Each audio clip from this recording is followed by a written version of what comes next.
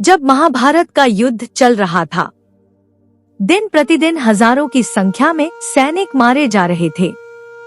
युद्ध की भूमि वीरों के रक्त से जैसे लाल ही हो चुकी थी और तब युद्ध के लगभग 18वें दिन जब कर्ण और अर्जुन के बीच अगली सुबह घनघोर युद्ध होने वाला था, तभी एक दिन हनुमान जी महारथी कर्ण की परीक्षा लेने उसके पास जाते हैं। आज हम आपको बताएंगे इसी रहस्य के बारे में, जब हनुमान जी एक वृद्ध वानर का वेश धारण कर्ण के पास उसकी परीक्षा लेने रणभूमि में उसके रथ के पास पहुँचे। अर्जुन और कर्ण के बीच निर्णायक युद्ध कल होने वाला था। दोनों पक्ष इस युद्ध को आखिरी मोड़ पर लाना चाहते थे। उस रात आकाश में चंद्रमा मंद था, जैसे वह भी इस महासंग्राम की थकान महसूस कर रहा हो। कर्ण रथ के पास खड़ा अपने अस्त्रों को देख रहा था। उसकी आंखों में आत्मविश्वास था, लेकिन भीतर कहीं एक हल्का सा संदेह था। उसने बहुत कुछ खोया था। भाई, सम्मान, मित्र, अब बस विजय चाहिए थी। उसी समय एक वृद्ध वानर सामान्य लेकिन तेजस्वी स्वरूप में वहां आ पहुंचे। शरीर पर धूल थी, आंखों में चमक और हाथ में एक साधारण लकड़ी की लाठी। वो बोले, वीर योद्धा, क्या तुम ही कर्ण हो? राधे दानवीर कर्ण ने सिर झुकाया। हाँ वृद्ध, मैं ही कर्ण हूँ। बताओ क्या सेवा करूं? वानर मुस्कुराए। सेवा की नहीं, परीक्षा की घड़ी आई है। कल तुम अर्जुन से युद्ध करोगे, पर मैं देखना चाहता हूँ कि तुम सच्चे वीर हो भी या नहीं। कर्ण चौंका। परीक्षा इस क्षण? वानर बोले, हाँ, वीर वही जो हर घड़ी तैयार हो। मेरा नाम मारुति है। एक साधारण सी परीक्षा है। मेरी यह वृद्ध काया थक गई है। जरा अपना रथ भूमि पर बैठा दो और मैं इस रथ के चक्के पर बैठकर विश्राम करूंगा। कर्ण को बात सरल लगी। उसने विनम्रता से रथ का चक्का भूमि पर झुकाया और वानर को चक्के पर बैठा दिया। परंतु जब कर्ण ने फिर रथ को उठाना चाहा तो रथ टस से मस नहीं हुआ।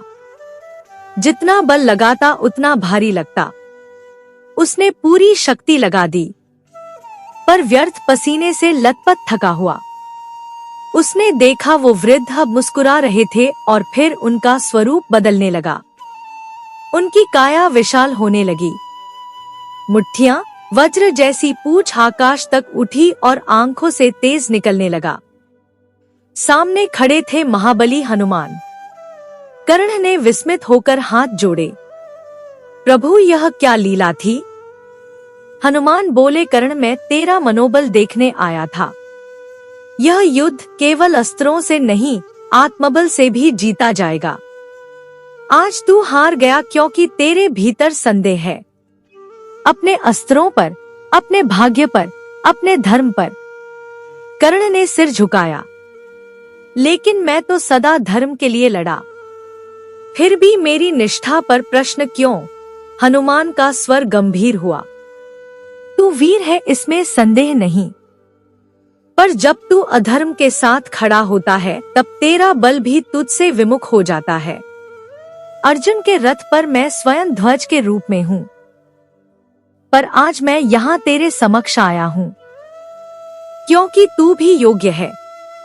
यदि अपने संदेह को त्याग दे। कर्ण की आंखों से आंसू निकल पड़े। क्या कोई उपाय है कि मैं कल के युद्ध में धर्म पूर्वक लड़ूं? हनुमान ने उत्तर दिया, तू बस सत्य के साथ खड़ा हो जा। युद्ध तुझे चुन चुका है। अब तुझे यह सिद्ध करना है कि वीरता, दान और धर्म तीनों एक योद्धा में साथ हो सकते हैं। इतना कहकर हनुमान अदृश्य हो गए। परंतु कर्ण के भीतर कुछ बदल चुका था। उसका सिर ऊंचा था। आंखों में संदेह नहीं, बल्कि एक अद्भुत शांति थी। अगली सुबह जब कर्ण और अर्जुन आमने सामने आए तो कर्ण शांत था। उसकी आंखों में कोई घृणा नहीं, केवल वीरता की ज्योति थी। वह जानता था कि परिणाम जो भी हो अब वह सच्चे धर्म से लड़ेगा।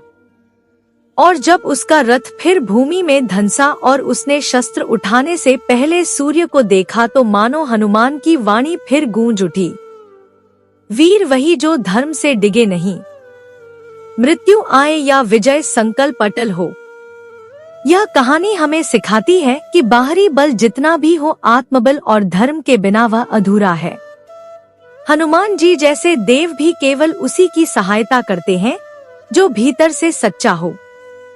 उम्मीद करती हूँ यह कहानी आप लोगों को अच्छी लगी होगी। अच्छे लगे तो लाइक करें, अपने दोस्तों के साथ शेयर करें, मेरे चैनल को सब्सक्राइब करें और कमेंट में जय श्री कृष्ण अवश्य लिखें। कहानी सुनने के लिए बहुत बहुत धन्यवाद। मिलती हूँ एक और नई कहानी के साथ। जय श्री कृष्ण। राधे राधे।